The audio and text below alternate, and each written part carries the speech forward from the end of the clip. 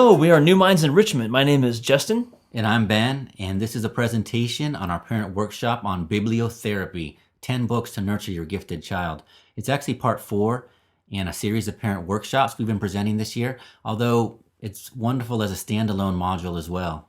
Yeah, and so to get to this module, you're on our website, and we have our handout there as well. And you're going to need that handout in order to work your way through this video. Definitely. So if you don't have it yet, we recommend pausing the presentation, printing the handout, and coming back ready to go. Okay, let's do this. So, Justin, bibliotherapy, to a lot of people it might sound vaguely familiar. I mean, smart people can kind of put those root words together. Biblio is book, but when I say therapy, what, do we have psychoanalyst degrees now? Nice. Let's be clear, no, we don't. Okay, all right. But yeah, so bibliotherapy is just, if you think about it as healing, that therapeutic is probably a better way of putting it. Exactly. Isn't it true that in the ancient library of Thebes, over the doorway it said, healing place for the soul? Yeah, it did. Right. And so what you do with this is that they knew that you could connect with these books in such a way that it became therapeutic, and hence bibliotherapy. There's a good ways to look at it. We know that we could use these books and we could look at the characters or the situations and we can relate to them. And that's bibliotherapy. It's kind of neat because you identify with that character, and in doing so, you begin to kind of release your own emotions. There's a process to it. Yeah, it's a very indirect way of dealing with what could be thorny issues, Mm-hmm. right? And so there's a lot of modern history behind bibliotherapy as well. We're not going to get super technical, but just so you know, you'll notice on screen now that there are 3 distinct stages as part of bibliotherapy, which is identification with the character or situation, catharsis, sort of that release of the thoughts or feelings, and finally that final insight, which of course is the goal in the end of bibliotherapy. Absolutely.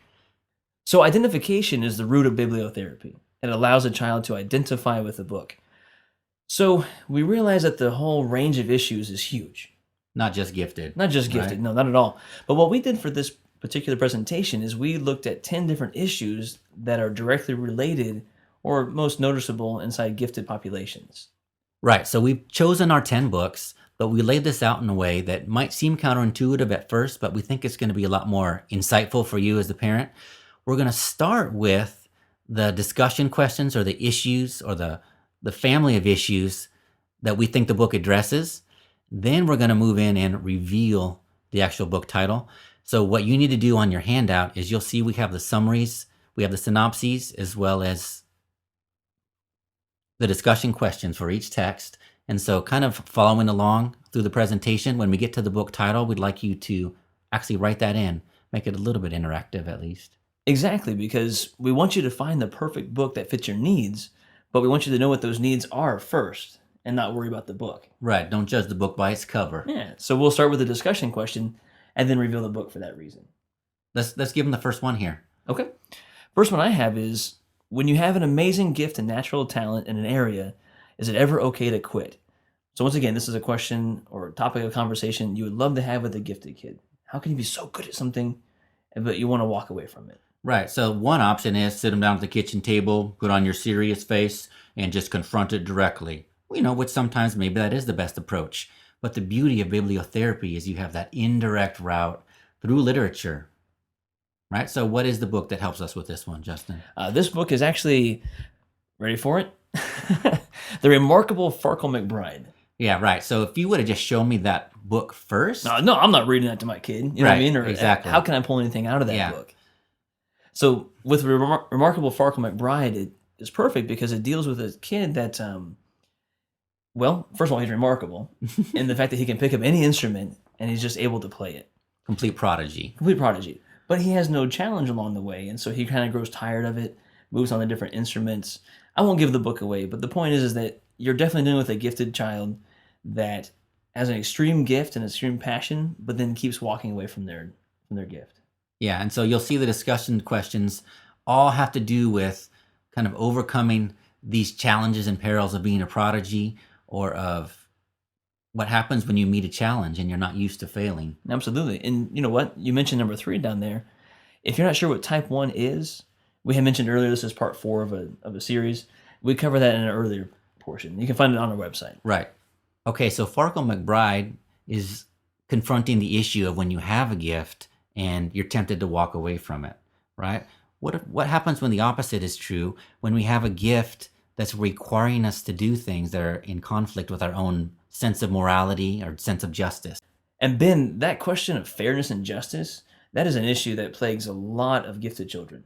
Ties right into that intellectual overexcitability. Absolutely. And so the book The Giver is an excellent book to read because it deals with these kind of questions of, well, it's a gifted child as the protagonist, and he's asked to do things that he begins to see conflict with his own sense of fairness and justice.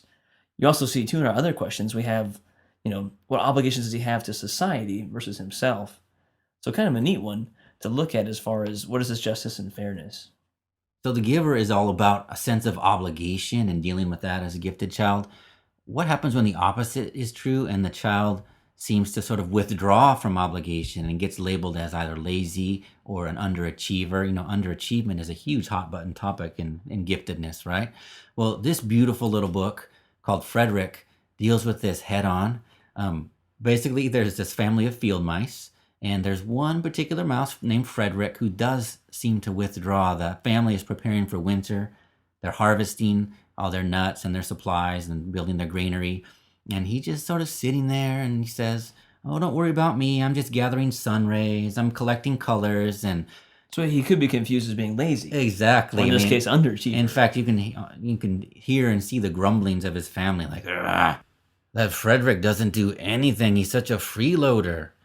But in the end, spoiler alert here, Frederick does turn out to be key, essential to the survival of the family. And it's actually through his artistic gifts that everyone learns that he was actually quite busy during that time. And what a powerful story for kids that have that imaginational overexcitability or that sensual overexcitability who are kind of often misunderstood by their own society. So this book really, it's about the family coming to terms with who Frederick is and begin to accept him. I think the question here is, for our next book, what happens to them when they have to come to terms with who they are in society? And that leads us directly to our next text, which is Divergent. Now, of course, this is pretty popular right now. Motion pictures about to be made, so it might be a surprise book to make the list. But I think there's a reason why it's resonating with so many people, just much like the Hunger Games. And it's because it is about an individual, in this case a girl, who in many ways is a perfect prototype for a Type 4 underground. And she basically has to come to terms with how she fits into the bigger picture. Labels are also a huge part of this book. Her particular label can either alienate or create her. And so it's a matter of dealing with that. Pretty powerful stuff. You can read the summary on the handout. It's a pretty intriguing book, to be honest with you. If I could just take a second too with that underground Type 4. Once again, that's from an earlier talk. But that's the type of student that refuses to acknowledge their gift in public or to society. So they keep it hidden. And I think it's just so perfect that typically seems to affect girls. Girls don't want to appear smart. Maybe boys won't like that. Yeah, And so this book having the female protagonist is almost a perfect fit. exactly. I think it's wonderful for that. And also this book is intended for young adults. This is teen lit. Yeah, this wouldn't be for everybody. Yeah. So let's take a little switch and let's look at a book that has a male protagonist, but also intended for younger students. You've used this in your own classroom, 3rd, 4th grade level. Exactly. Okay. This next one's for Stone Fox. Yeah, I love this little book. The main character is a young boy, about 4th grade age. Let's say he's 10 years old. And it's set in the early 1900s. He lives on a ranch in Wyoming with his grandfather and facing all kinds of adversity. Grandfather gets sick. They're about to lose the farm. The tax man has come around. Sounds like a real simple plot, but there's just so much packed into this story dealing with how having the right mindset, in particular a growth mindset, can help you overcome those obstacles. There's also a lot in this story about compassion and how acts of compassion can sort of overcome those common cultural barriers. It's another reason why I really like this one. It's a simple, really manageable text for kids, even as young as 2nd grade, 1st grade for a really high reader, and it's just packed with so much heart. So this young boy has to overcome these incredible obstacles, and you're dealing with this young male protagonist. Let's take a second and look at another heartfelt book that deals with a young female protagonist. Yeah, because as we mentioned at the outset, identification is a key part of bibliotherapy. So you're going to want to choose a book that's that has a protagonist that your child can easily identify with. Some kids can identify across genders or across ages, but we want to give you a wide variety here so that you have some options. And Ben, when you read Roald Dahl books, almost all of them appeal to gifted kids. I grew up reading these books like the Twits and the BFG, just fun books dealing with a lot of different issues. But we picked Matilda for a reason. Yeah, she's really an outstanding, exemplary example of a highly gifted child, particularly that type 6 child who's an autodidact, self-taught, just sort of spontaneously extremely gifted. But here's the thing, she does not have a supportive family. She finally gets to go to school, and her principal does not support her hunger for learning at all. That sounds familiar to a lot of gifted kids, doesn't it? So, but fortunately, there's that one adult, that one teacher who recognizes her. She gets that acknowledgement, and there she finds that nurturing of that hunger for learning. So really, sorry to cut you off. No. It deals with that question of, so what do you do? What do you do if you are so passionate about learning, but you're inside of an institution that demands you to kind of conform or comply with their rules? Right, and like you said, that's very thinly veiled, example of what kids are facing day to day in school right now. So I think it's easy to identify with Matilda if you're a highly gifted child, and it's just plain fun as well. And speaking of fun, it's interesting that all of our examples so far have all been from fiction books, and it's going to require your kid to read. But we want to be fair, not all kids are readers. And also, you don't have to read a whole novel in order to find something to latch on to reap the benefits of identification and catharsis. So our next example is Shel Silverstein and his Where the Sidewalk Ends, and it's a collection of short poems. I would go so far, Justin, as to call this a must-read, even for people who aren't normally drawn to poetry. It's just so hilarious. It's nonsensical. It's pure imagination. But you get the sense that there is some kind of deeper message down there. Even when it's nonsensical, you just get a feeling that Shel Silverstein is sending a little message. And I think it's exactly the type of message on the right frequency for those kids who are imaginatively gifted. They're going to find some kind of sense of validation in that. And like you said, they may not be readers in the traditional sense. They can't tackle a big fiction book, but these can be taken in small doses. They can give that little injection, that sort of identification. I think it's a real powerful choice. And another powerful choice in the genre of poetry, also with that capability of drawing in students who are not usually drawn to poetry, is this little ditty called Love That Dog. And Ben, you had mentioned drawing students into poetry. What's so great about this book is that it's written from the point of view of a boy. And so it's this kind of rare book where this kid goes through this process of, like, he's forced to write poetry. The teacher is forcing him to read poetry. And you know what? Come to find out, he likes it. And come to find out, he's also able to use that as a vehicle for his expression. I bring all that up because there's this conflict between, being a boy and this quality of poetry is associated with, more feminine qualities. Yeah, this almost sounds like another case of the underground type, but in a male manifestation. Absolutely. And even in the story, the kid refuses to put his poems on the wall with his name on it because he doesn't want to be associated with that. So what do you do? I mean, these are issues that face gifted kids, that your talent and your passion and your voice all lie in an area that, kind of doesn't fit what is expected of you. So just an excellent book to have that conversation. Another excellent example of drawing kids into poetry and letting them find their own voice. In particular, it sounds like an excellent choice for those young male gifted students who maybe do have that sensual or imaginative overexcitability, but don't have an outlet for it that feels safe. Exactly. Well, and number 3, real fast, I want to point out, I don't want to give any spoilers, but this lets you deal with a little bit about, bereavement and loss. Okay, So huge topic. an excellent springboard for that as well. Okay, so bereavement is a very heavy topic, and we have another selection on the list that's deceptively serious.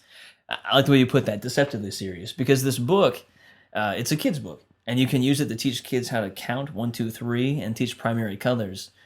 But at the core of it, this book is about bullying, it's about acceptance of others, and it's just so powerful what Catherine Otoshi does with this and the way that she literally paints it with splotches of paint. But it allows you to have this dialogue and discussion with your kids about, well, why are there bullies? What motivates them? Very hot topic right now as well. Very relevant. Yeah. And I think the best part is, too, is there's a lesson inside this book about the power of one, hence the name of the book. And so it's that question, like, how do you change from being a bystander into someone that helps, defend and protect others? So just jam packed full of lessons in such a simplistic, beautifully illustrated kind of fashion. Okay, so we've had a lot of fiction on the list, a couple examples of poetry, a couple of things that can draw in reluctant readers. But why don't we really push that and say, I've got a kid who's not a reader at all. I don't think he'll even crack that book of poetry. But there's one thing even that student can't turn down, and that's a good comic book. Absolutely. And a great comic book is Calvin and Hobbes. And you had mentioned The Reluctant Reader. This is a book that I have seen students just spend hours with. And what you have is Calvin is this incredibly over imaginational, psychomotor overexcitability. And it's this beautiful iconoclast of what the gifted student is, because you see this kid who is clearly gifted, but mistaken by society as being ADD and ADHD. Yeah, he displays all the most frustrating traits of the gifted child, kind of all bundled up into one precocious little kid. Well, I'm sitting here laughing because I'm thinking to myself, Spaceman Spiff, he's daydreaming in class. Right. He sees his teacher as a dinosaur.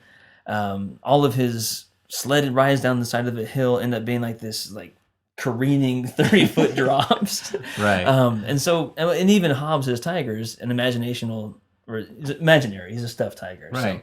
So you can see your kids begin to latch onto this and begin to see the power of their own imagination. And it's kind of a neat way for you to have that conversation with your kid.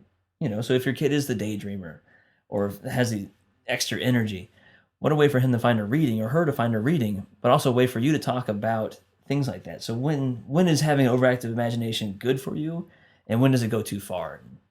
Okay, so in summary, we've walked you through several genres: picture books, young adult fiction, poetry, and we ended on a high note with comic books.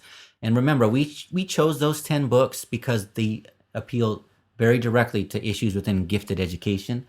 We realize that bibliotherapy is more than just for gifted kids. It's for all issues. There are some great resources on the handouts. One in particular is from the Carnegie Library. Love this link. It lays out just a whole gamut of issues, and then you click on the issue, and it takes you to different books. Like, for example, they have depression, LGBT teens, divorce, children of divorce, dealing with all sort of these social emotional issues in particular. Yeah. So once again, we want to stress that bibliotherapy is an excellent way to connect with your child and to have that kind of catalyst for discussions and conversations, and you can hit some of these amazing topics. We also want to clarify too that just because the book, might be called The Remarkable Farkle McBride, doesn't mean that you can't have these heartfelt discussions that come from it. Oh, absolutely. They can be a catalyst for very serious and meaningful discussions and insight. Remember, the final objective of bibliotherapy is that insight stage. And speaking of a catalyst for discussion, we would love to have you join us on one of our social media channels. Facebook, Twitter, Pinterest, Google+.